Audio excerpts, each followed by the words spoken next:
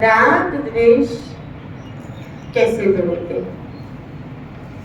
राग द्वेष कैसे दूर हैं, जिसका उत्तर उन्होंने दिया, पहले शुभ कर्म का आचरण और अशुभ कर्मों का त्याग। इस पे चर्चा चल रही है कि शुभ कर्मों का आचरण और अशुभ कर्मों का त्याग,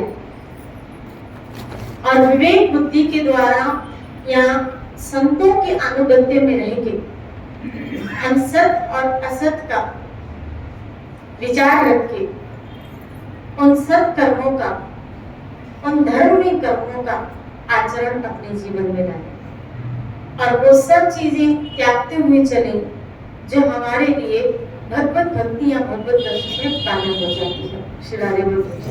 ये उस साधक के लिए है जो भगवत प्राप्ति में लगा है, बच्चे जो टाइम पास कर रहा है, आया है, ठीक है, कुछ बातें अच्छी लगी। जैसे कई लोग कहते हैं सब बातें संतों की लेने की थोड़ी ही होती है।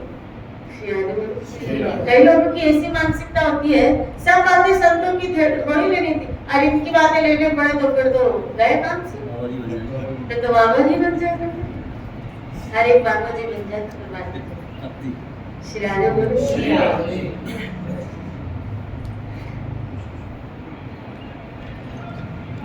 संत बनने के लिए भी कल युग लग जाते हैं।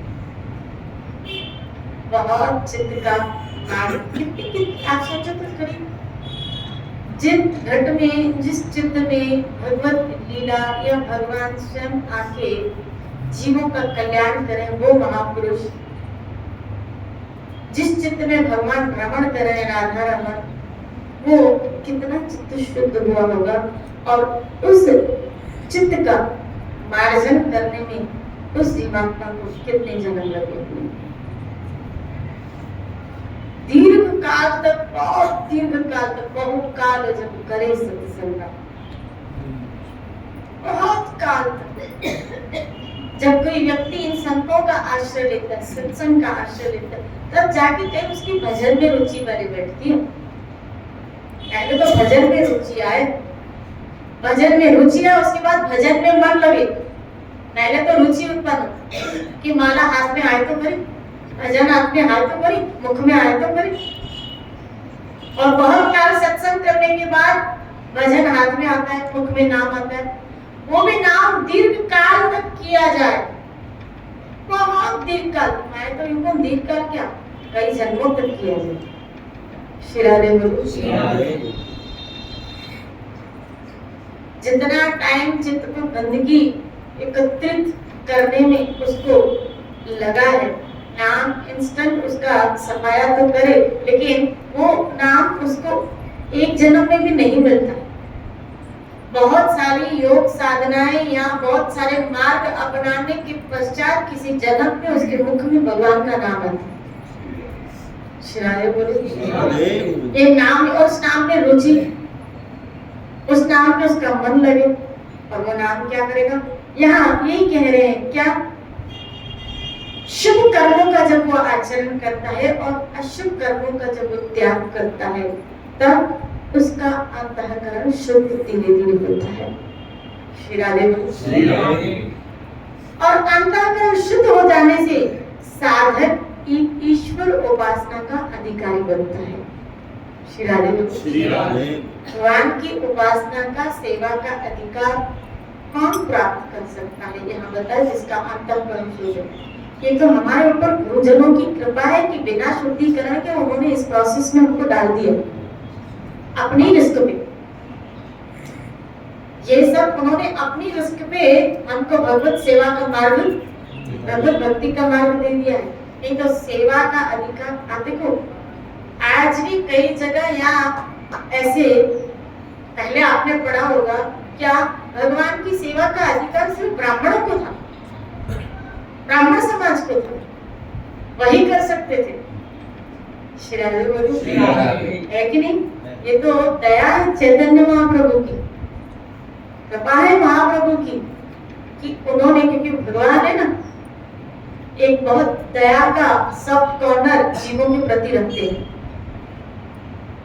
तो हम जैसों के लिए उन्होंने खुद आके ये मार्ग का चयन खोल दी, करो अभी।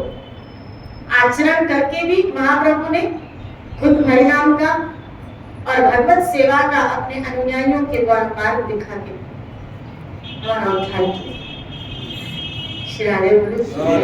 तो कहाँ भी रहते ये उन आचार्यों गुरुजनों की हमारे ऊपर बहती कृपा।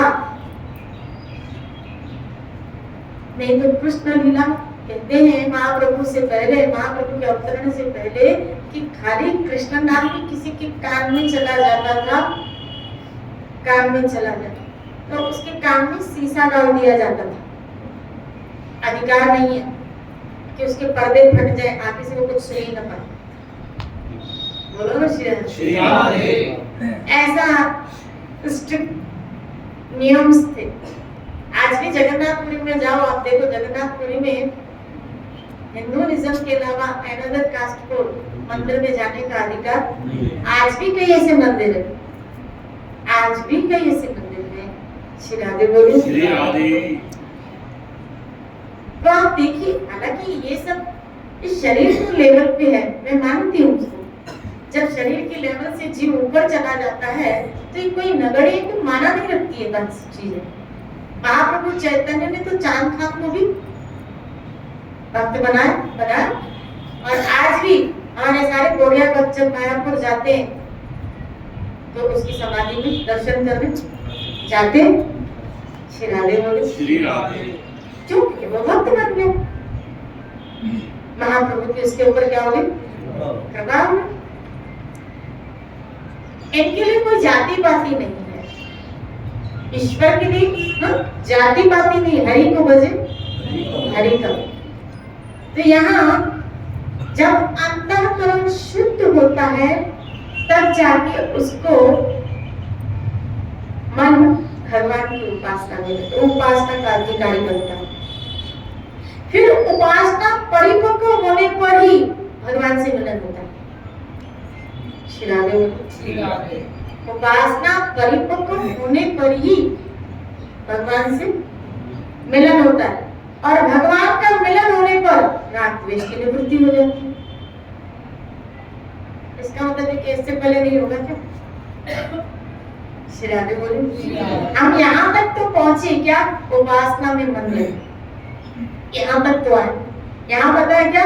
भगवान का मिलन होने पर राग द्वेष की, यहाँ जो क्वेश्चन था कि राग द्वेष दूर कैसे होते हैं, तो बताया भगवान के मिलन से ही राग द्वेष की निवृत्ति है।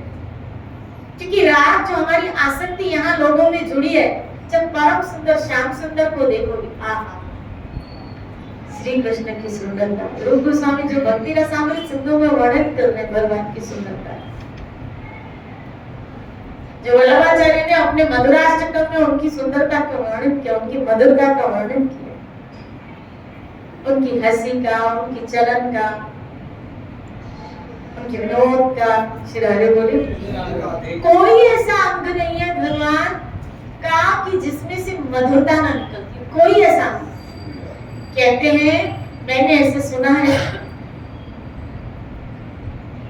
अपने सीनियर से, संतों के मुख से ऐसे सुना है कि जब भगवान किसी भक्त का आलिंगन करते हैं, जब भगवान किसी भक्त का आलिंगन करते हैं तो उस वक्त जैसे उसके अंग में एक रस टपक रहा, करंट आ जाता है उसमें। इतनी रस मधुरता टपकती है, इतनी रस मधुरता टपकती है कि वो भक्त, आप देखो ना, कोई भी भक्तों के अगर चरित्र पढ़ते हैं, जिसने भी देखा, जिसने भी सुना,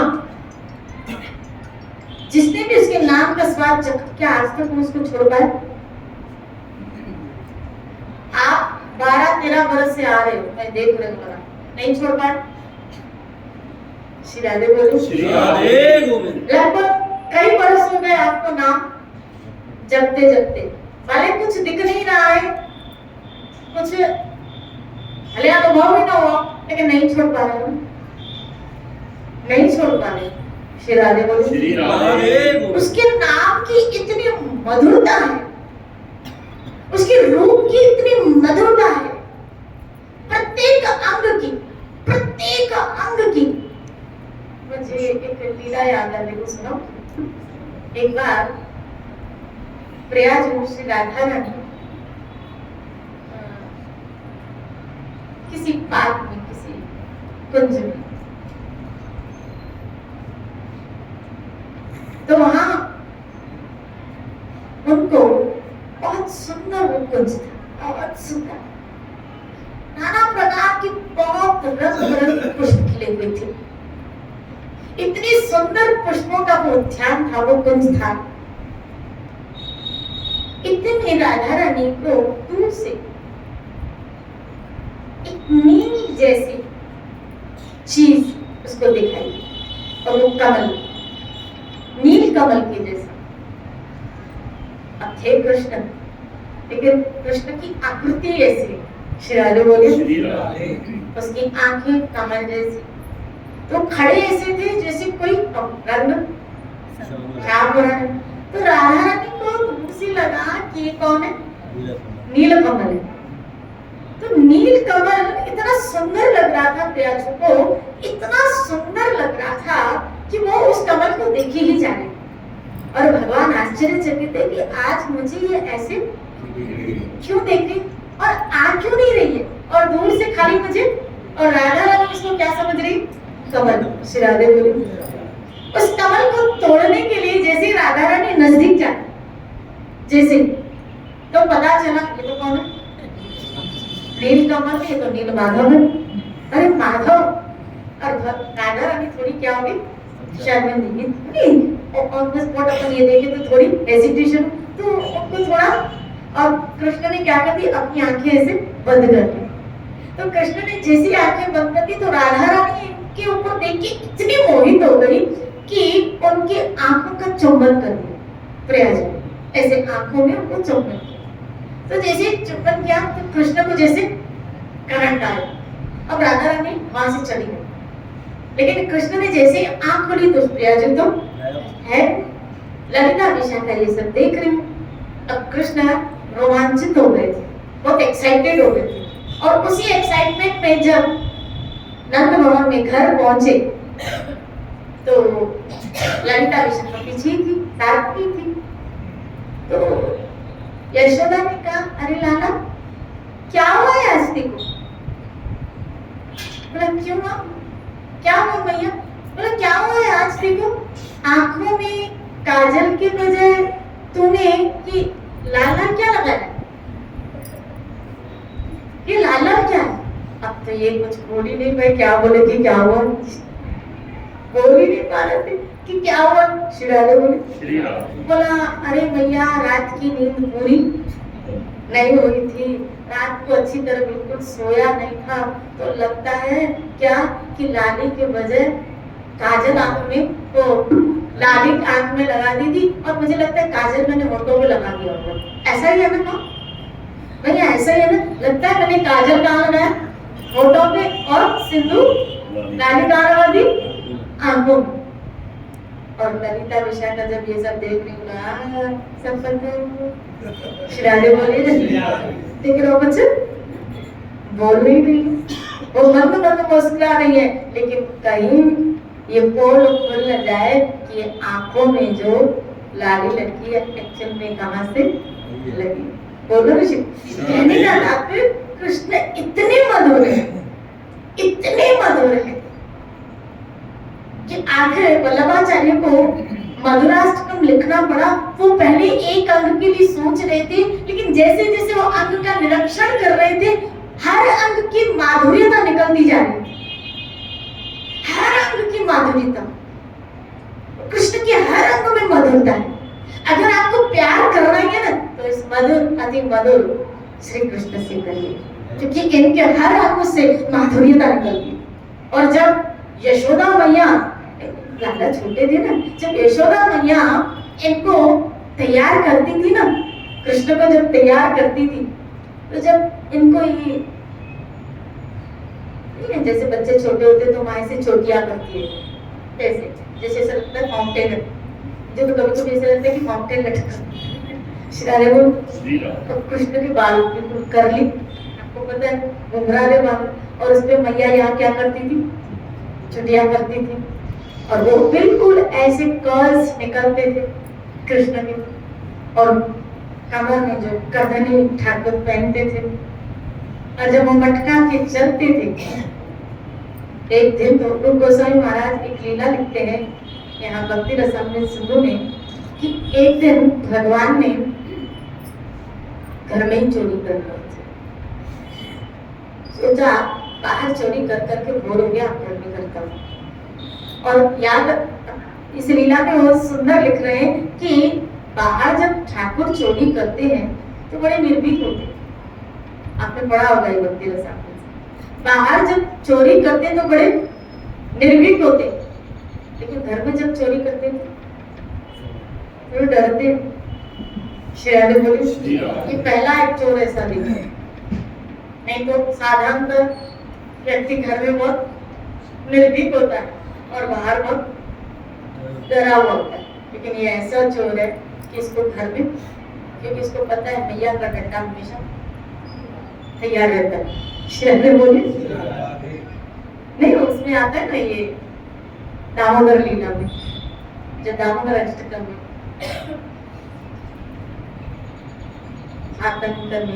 श्री राधे बोले जब वो डरते हैं, इसे डर वाले स्वरूप को सत्स्वरूप दास कहते हैं कि क्या मैं आपको उसकी उस स्वरूप की स्तुति कर रहा हूं। ये ऐसा है, इतना सुंदर, इतना सुंदर। श्री राधे बोले भगवान की लीला इतनी मधुर है, इतनी सुंदर है। तो जब ठाकुर जी एक बार पता नहीं क्यों भी कृष्ण लीला याद चल रही थी, रात में से बात हो, पहुंच के कृष्ण लीला से अंतःकरण शुद्ध होता है तो ऐसी कृष्ण लीला चलती है। श्री राधे बोलो, श्री राधे बोलो, श्री राधे। एक बार एक गोपी की यहाँ कृष्ण माखन चोरी कर और उस गोपी ने पकड़ लिया, और उस गोपी का ठाकुर जी के प्रति बड़ा वात्सल्य भाव था, बड़ा वात्सल्य स्नेह था।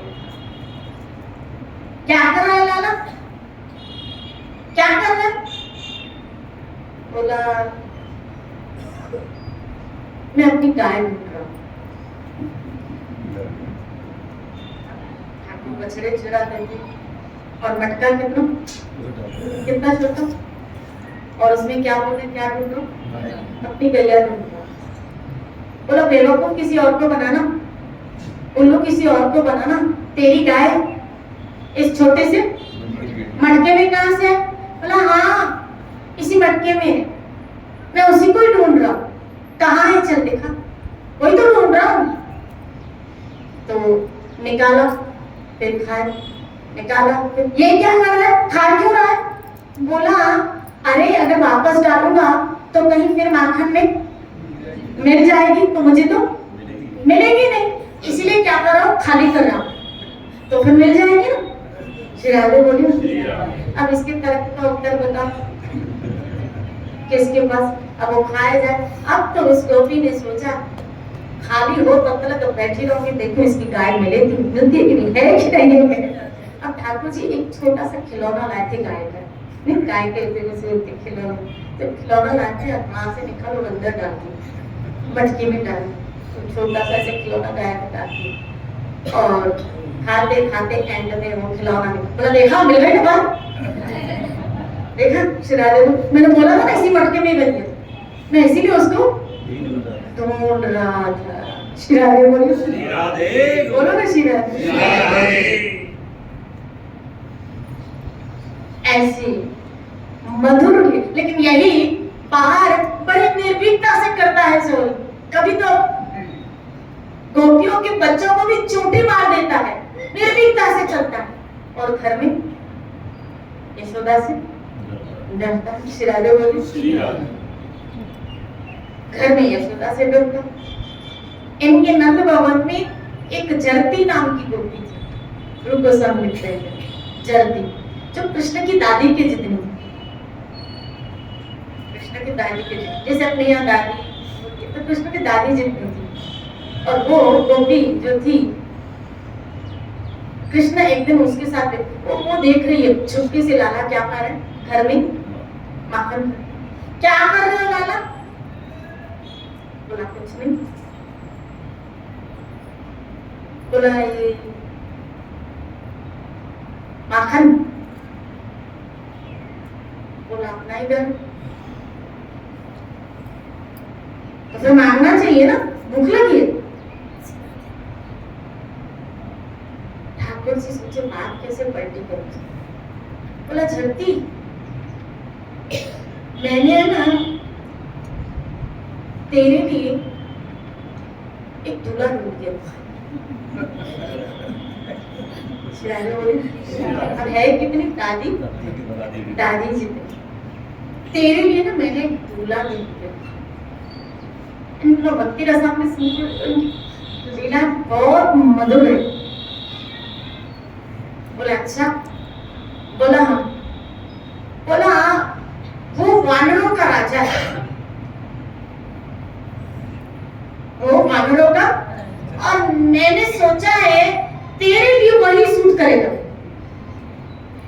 तू वानर मुखी और वो वानर मुख। श्री राधे बोलिए, तेरी जोड़ी उसके साथ। तब जलती ने कहा इसको कड़ाके का उत्तर दिया।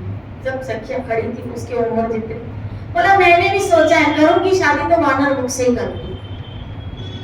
बोला फिर मंडप लगा तेरा विवाह? बोला हाँ हाँ लगा मंडप, लगा मिले मंडप में विवाह करने के लिए। मैंने सुना है क्या कि तू गत जन्म में वानरों का राजा था। श्री राधे बोली, तू वानरों का राजा था, प्रभु श्री राम। तो सारे वानर तेरे, और इस जन्म में भी क्या कर रहे, तेरी हरकतें तो ये माखन खा रहा है, ये कर रहा है, हरकतें तो तेरी वानरों जैसी। रहता उन्हीं के साथ है, उन्हीं बांदरों के साथ रहता है। तो मैंने भी उस वानर मुख से विवाह करने का निश्चय कर लिया। करेगा मेरे साथ विवाह? श्री राधे बोले बोला नहीं, तेरे साथ विवाह। और भगवान वहां से कृष्ण भाग जाते हैं और सारी सखियां कहती हैं छेड़ इसको, इसको, इसको पकड़, इसको मुंह देने वाला, इसको जवाब देने वाला कोई नहीं, क्योंकि ये सबको हराता है लेकिन इसको कोई हरा नहीं सकता। ऐसे लोग गोस्वामी कह रहे हैं क्या, ऐसे प्यारे श्याम सुंदर जो सब भक्तों को आह्लाद करते हैं, आनंद देते हैं, उनकी जय हो। बोलिए। लेकिन ये तब कोई व्यक्ति आस्वादन कर पाता है भगवत लीलाओं का जब उसका चित्त राग द्वेष से, यहाँ बता अंतःकरण की शुद्धि। श्री राधे बोलिए। ऐसी लीलाएं, ऐसे भागवत के चरित्र जो भगवान जो लीलाएं करते हैं, उसका आस्वादन भी आप तभी कर पाएंगे जब अंतःकरण की शुद्धि होती है।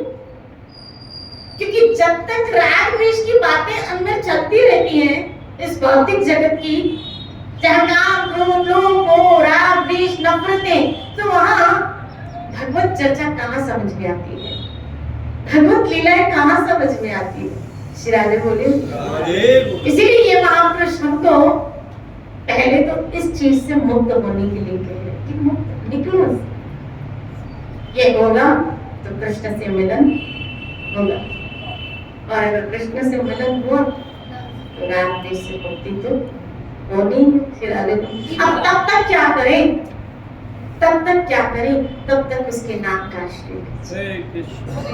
हरे कृष्णा हरे कृष्णा कृष्ण कृष्ण हरे राम भगवान का मिलन होने पर राग द्वेष की निवृत्ति हो जाती है और ईश्वर, जीव तथा जगत का पूर्ण यथार्थ में ज्ञान हो जाता है। श्री राधे। वो स्थिति जीव को प्राप्त हो जाती है कि जब वो इन चीजों से बहुत ऊपर उठ जाता है। बहुत ये सब छोटी छोटी चीजें लगती है, क्या कर रहे हैं, कितना टाइम वेस्ट, इन चीजों में कितना टाइम वेस्ट। श्री राधे बोली। श्री राधे।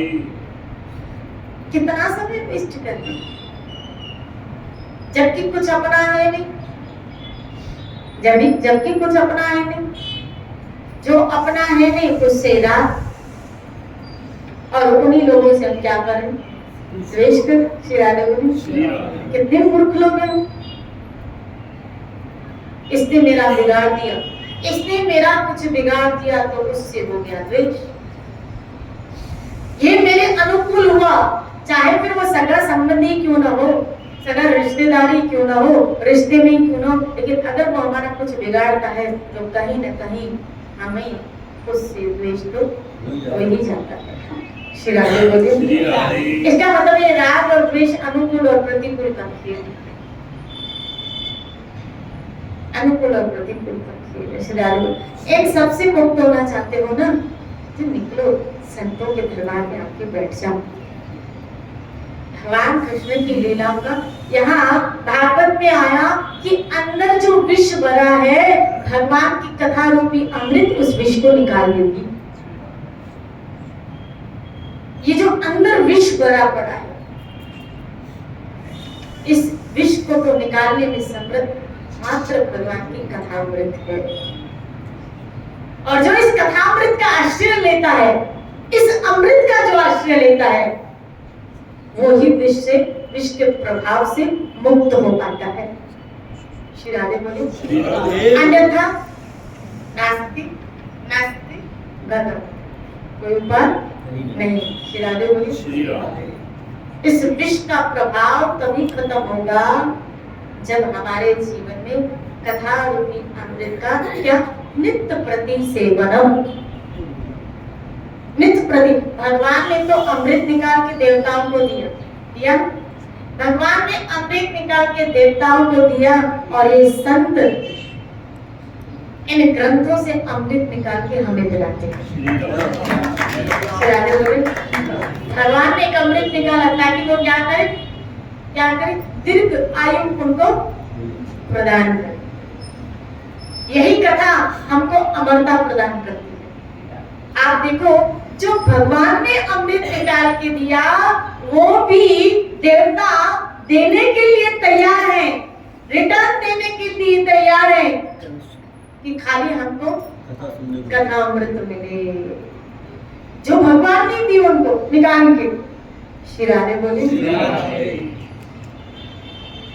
तो इससे बढ़कर हमारे ऊपर और क्या महती कृपा होगी मेरे गोविंद की, कि वो हमें सत्संग रूपी अमृत का आस्वादन, अमृत की हमको रोज दिलाए।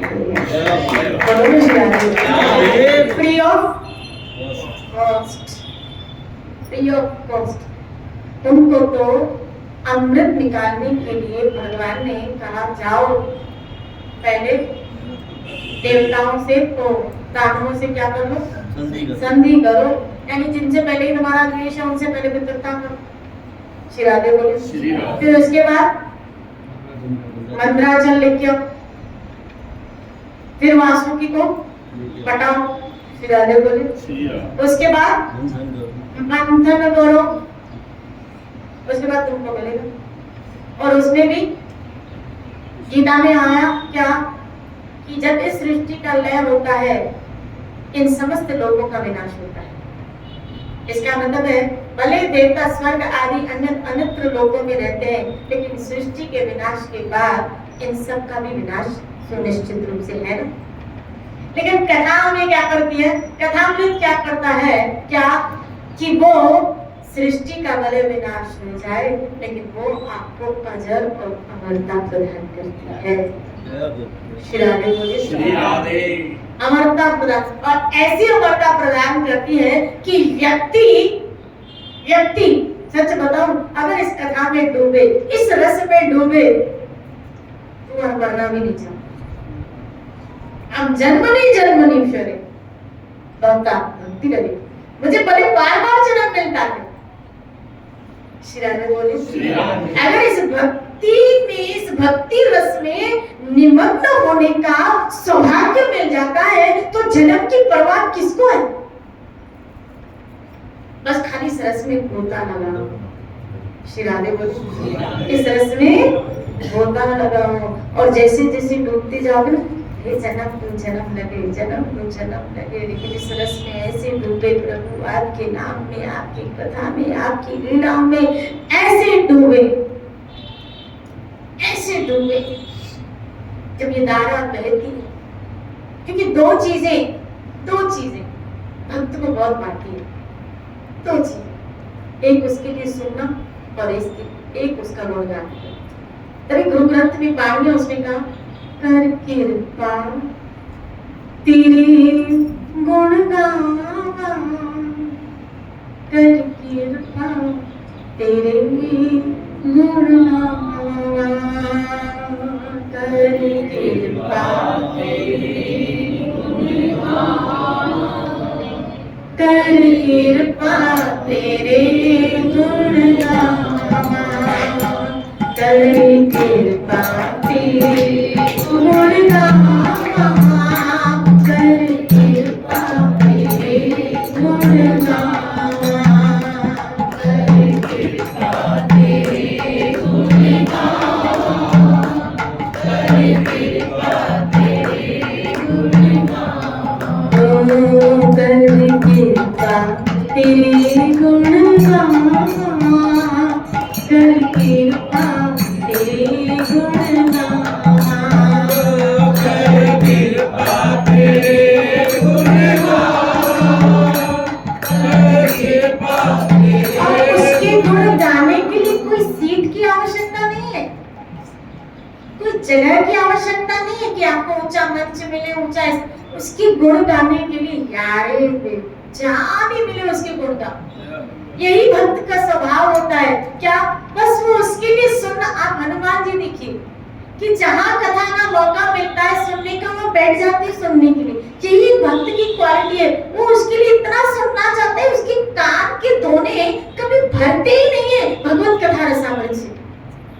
यानी ऐसा लगता है क्या कि बस ये धारा बहती चली जाए और हम उसमें बहते चलते हैं। श्री राधे बोलिए। और मुझे लगता है कि यहाँ ये वो धारा ऐसी बहती है, हमें भी लगता है क्या सुनते रहे, बंद हो जाएंगे, बंद हो जाएंगे, घर हो जाएगा। श्री राधे बोलिए।